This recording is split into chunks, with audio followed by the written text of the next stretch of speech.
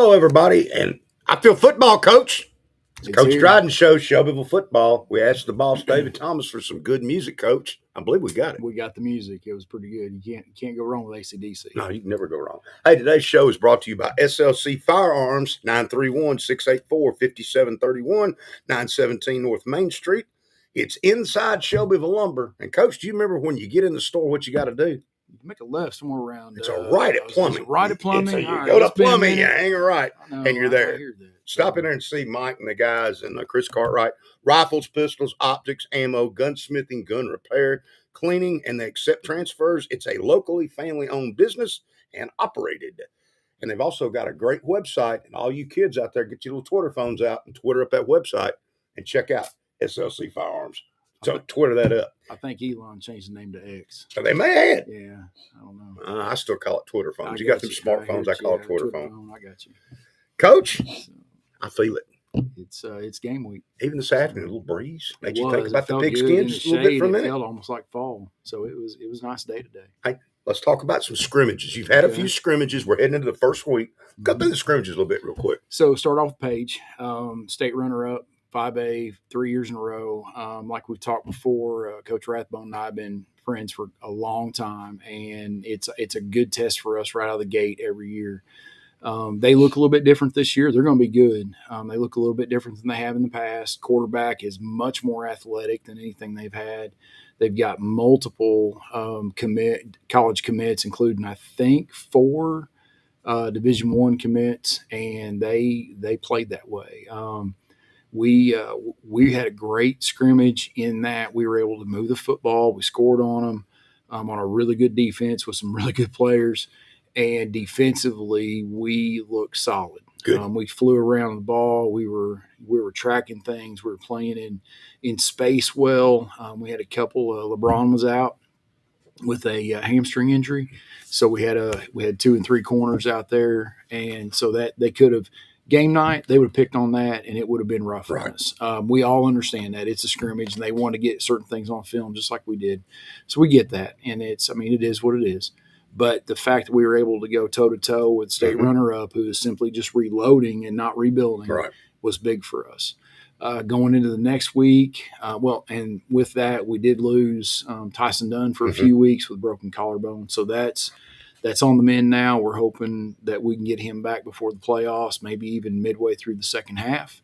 And so moving into Rockvale, we were, again, going up against a 6A Rutherford County team that plays a lot of good football and a lot of good teams, and bringing 100-plus guys to us, and went toe-to-toe with them. And it took them approximately 10 to 12 plays. I don't remember exactly how many off of a turnover inside the 20 to score their only touchdown on us. And considering the amount of talent, skill talent that was on that team, we felt like we played pretty well in that. Offensively, we did move the ball again. We had some great explosive plays and a little bit of a patchwork offensive line as we're trying to figure out that new starting 5 since we lost those 3 seniors from last year, which has been hard. It's hard to replace that experience. And so in that game, though, in that scrimmage, we ended up losing Rocky. He had surgery today. Apparently, it's all gone well. I'm hopefully going to get a call from the orthopedic after I get out of this today and be able to talk to him. So that's been hard on us just emotionally. But I'm going to tell you what, shout out to Middle Tennessee football and Coach Mason, his staff. One of the first things they did when they found out is they called me and said, "Coach, we just want you to know that we are still 100% fully committed to Rocky. ACLs are not near as big of a thing as they were whenever we played," is what Coach Lowry was telling me. And yes, and I'm like, I understand that, but you have no idea what it means to get this phone call, because is it a blow to us as a football program? Somewhat, but I just hurt for him. I mean, because this is his chance. And to have that happen in a situation where even all the preventative stuff that we do year round didn't work just because of the way that the tackle occurred. And so that hurt. A lot of our guys were kind of like, whoa now. So then we play well against them. I'm trying to remember. I think varsity play was 7-7 maybe. As I think back at it, JV played well. As you know, going against their JV, and our freshmen were over on the other field. I bet they got 200 snaps by themselves over there because it was just one long scrimmage for them. So they got a lot of good work too. Then this past Friday, we go to Warren County. Warren County was dealing with some younger guys with COVID, so they weren't fully. I think their varsity was fine, but we were banged up.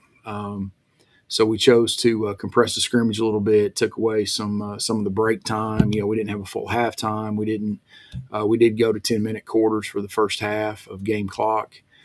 And so we just got out of there. We ended up scoring 2 touchdowns. They didn't really move the ball much. And so then went into JV and freshman play after that. Of course, not to harp on Rocky. Yeah. However, we all know what a great running back in the big runs we've seen. It's defensively where it's just such a crusher. He is such a great defensive player. He is, and he had moved over to our Sam spot, which a lot of colleges would call a star. So it's a hybrid safety linebacker, whereas the other outside linebacker for us, our dog, is much more of a speed rush athlete type guy. And Rocky had taken that spot over and had owned it and was playing well. We have guys that can come in and we'll be able to take over that role and we'll be fine. But again, losing a senior, a returning starter, and all that good hurts. Kid, great family, and it's but to know that he's William going to Bailey. take care of. He means a lot to you anyway, Robert, but he really gets to step up now. He does, and now he becomes the bell cow on offense, and then on defense he'll play a lot on defense too, because of the role at running back. Now we moved him out of the inside back to outside, and so right now him and Nate Zimmerman, who currently is our number 2 running back now, and he's looked really really good in scrimmages. So we're excited with that part of it. The fact that we could make the adjustments and have guys that can step in and play. Jackson Thiem will step in at the weak inside linebacker spot. He's also playing some tight end Y wing type position. So that's going to help us out a lot too. And I love that kid's mentality. He is very much, when you look at him, he plays soccer as well, but when you look at him, he carries himself like a fullback linebacker. He just has that demeanor about him, and I absolutely love it. I mean, it's awesome to see that in a young man, and so he's going to play well there. And in the outside linebacker spots, it might end up being just like how we've come to replace Radon and Tarbus from last year with a rotation, situational rotation, things like that. We very well may do that this year at outside linebacker because of the situation, and that's okay. We have the guys to be able to do that, and and if you've got enough guys where you can rotate them and keep people fresh. And that's a big deal. Maddox Wright at corner has really come alive on that spot. I think we didn't have him in the right spot for a few years. He has really taken over that. And I'll take that on me. We kind of pigeonholed him in one position, and as we evaluated things and started looking at how he'd been playing, we're like, man, he's scrappy, he's smart, he's ball smart, he's all that stuff. And so we move him to corner, and against Page, he's playing well.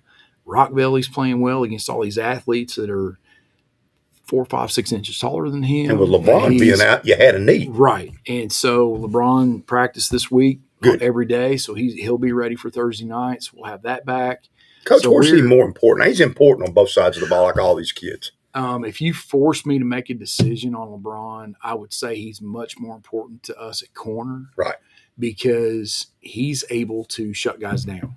Right. He's able to go to their number 1 and shut guys down. Now, that's not taking away from offensively, what I say is he can take the top off the defense. Him and William both can take the top off. But what really makes LeBron special is he understands leverage in space. Right. So his routes are always coming open. He's fast enough to break away. So he's got both of those things going on, and it's pretty cool to watch. I mean, even in practice, like he'll set a kid up and nail him on something, then turn right back around and coach that kid up on how to defend what he just did. and that's special. I mean, that is truly special. So we're excited. I mean, it Would it hurt be safe losing to say Rocky. early on, especially, we're going to be a defensive football team? Yeah, and that's how it should be most Right. years, because your defense is always ahead of your offense, Mhm. especially when you've got to move pieces in the offensive line. We've got, talking about injuries too. Ben Betzelberger got good news this week. He Good. could be back kicking for us Thursday, depending on how tomorrow goes with his appointment, and for sure Marshall County. So Good. we'll at least have our kickoff guy back. Right. Jackson Them's going to punt, and he's pretty good at that rugby style punt, and we'd be crazy not to leave him there. That would be one of those decisions if I moved him that it would get me fired. So that's Offensive we're gonna line. leave him there. Got some things going on. How are we looking at gelling there? We're getting there. It's been a work in progress. We are incredibly talented, but incredibly young and inexperienced. So every rep that we've gotten in practice and in scrimmages has been on a learning curve for these guys as they move on. I got to give a shout out to Palmer Edwards. He has graciously chose to leave the tight end position and become basically a utility lineman, which Thursday night he could start at tackle or guard for us, and he's playing well. And it's not every day you get a guard that almost tops out at 21.5 miles per hour when he's running. No. So that's yeah. But looking at your tackles, basically they're sophomores. They are right now. They are. Now you got Ian Matus. How's Ian? I know he had the shoulder. Ian banged up shoulder a little bit last week. Didn't scrimmage against Warren County, but he practiced today, where he's on track to play Thursday night. So that'll be a big deal for us, and that opens up opportunities, where we can shift and move guys and all that. We had a little bit of a run of COVID ourselves go through us. That's been to hopefully. Was that caused because of the Warren County scrimmage? No, or just it was before that. Okay. It kind of started before it, okay. And so it hasn't hit us near as hard as it has some others, mm-hmm. but it still has been enough that some guys have missed practice and things like that. So we're all in all, I think we're going to be ready to play Thursday night, even with everything that's going on. We just gotta be able to line up, play football, and do what we do. Well, that's where we're heading to Thursday night. We're going to talk about that. But right now, we're also going to thank our sponsor, SLC Firearms, inside of Shelbyville Lumber. Mike Matusik, Chris Cartwright, 917 North Main Street, inside Shelbyville Lumber. You go to plumbing, you hang a right, and you're there. And if you get really lucky, Coach, and I mean really fortunate, you might run into the man, the myth, and the legend. Who would that be? Well, I'm assuming you're talking about Ricky Epperson. Ricky Epperson, Coach Dryden, Bill Anderson. I'm going to give you a shout out. It's been a long time since he. But we've missed doing it, Coach. I know, and I know Ricky appreciates it. So I'm not important enough to get invited too often on the Saturday show, so it makes it hard. Absolutely. Okay, we got to have him on more, David. Anyway, do stop by. It's locally owned and operated. Really nice website, really nice store, really good people.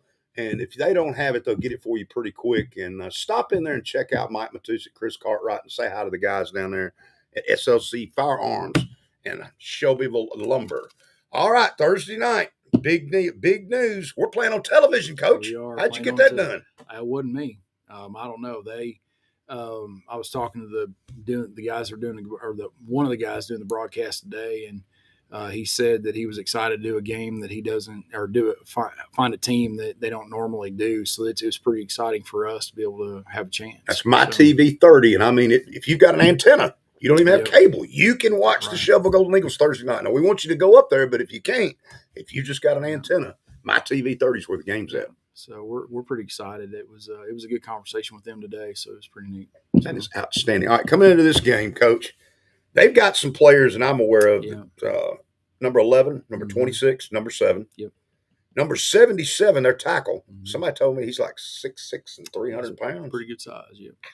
So, yeah, you guys 6A like that, school, they've always got talent. They're going to have somebody. And it's just another week for us. Whenever and that's why we scrimmage teams like Page and Rockville to be prepared for teams like this, to be prepared for region play and in playoffs. Because as we roll through the season, get into playoffs, everything starts to get harder, and you start to see more talent, and you start to see more size and speed. So we've got to have ourselves prepared, and this is Siegel does that for us. It's win or lose this game. It prepares us for Marshall County, which prepares us for Coffee County, which prepares us for Columbia Central, which is. But a little payback wouldn't be bad here. Well, it would be nice, yeah. A little payback for last year. I'd be okay with us shutting them out. Because we didn't play well I don't know last it's year. gonna be You know, and I hard. know we did not Yeah. play well. We didn't tackle Yeah. well. Yeah, I think if we had played them week 5 or 6, it would have been a different scenario. Maybe. I still think it would have been a tight ball game because that Well, they're quarterback is good. really good. And he's not there this year, right? No, he's not. And so they've got, the quarterback they have this year is solid.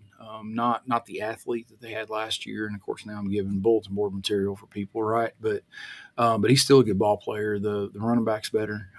So I mean, they still got No, they still I got was some named skill those 3, athletes. 11, Yeah. 26, and 7 are all legitimate ball players. They are, and they're good, and they're going to be well coached, and they're going to do everything right. Now, offensively, they sort of mirror what we do, right? A lot. It seemed to me like they're close.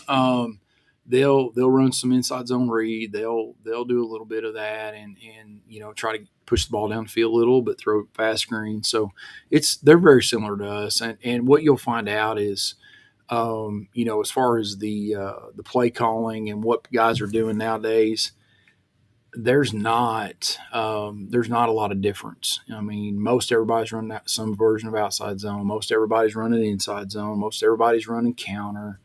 That it's the inner workings that are different across, from team to team, and that's where you really got to zero in and try to make hay. I remember last year they were really big on screens and that slant. Yep. I'm sure that's still in there, and we're going to see a bunch of that Thursday night. Yeah, it's just a system thing, so that's part of it. It's short passing game, make them miss a tackle and get a big play. And what works for us in having film from last year works for them in having film from last year. So we just got to do what we got to do and line up and play football. We've got to be able to observe and orient to ourselves each snap, and then make a decision and go play ball. And that's really, really what it boils down to, regardless of which side of the ball we're on.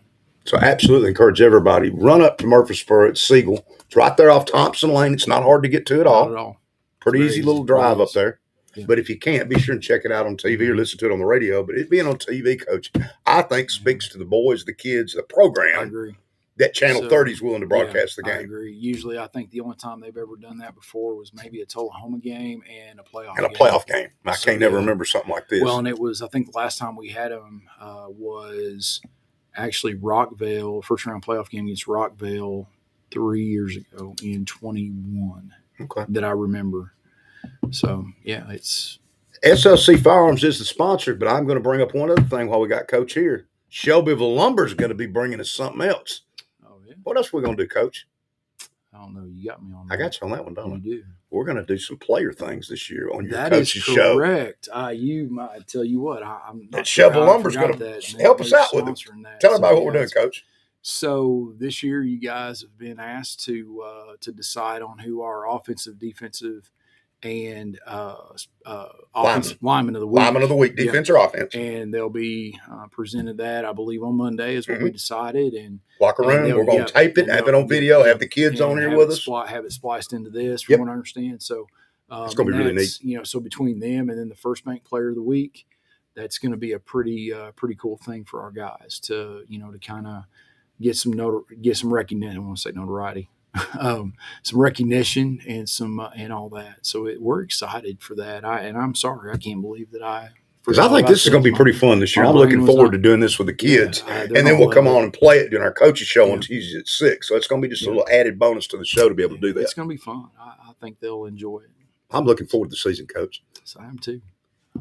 Coach Dryden, I'm Bill Anderson. Go watch the Golden Eagles play Siegel. We're going to get a little revenge Thursday night, I hope. But either way.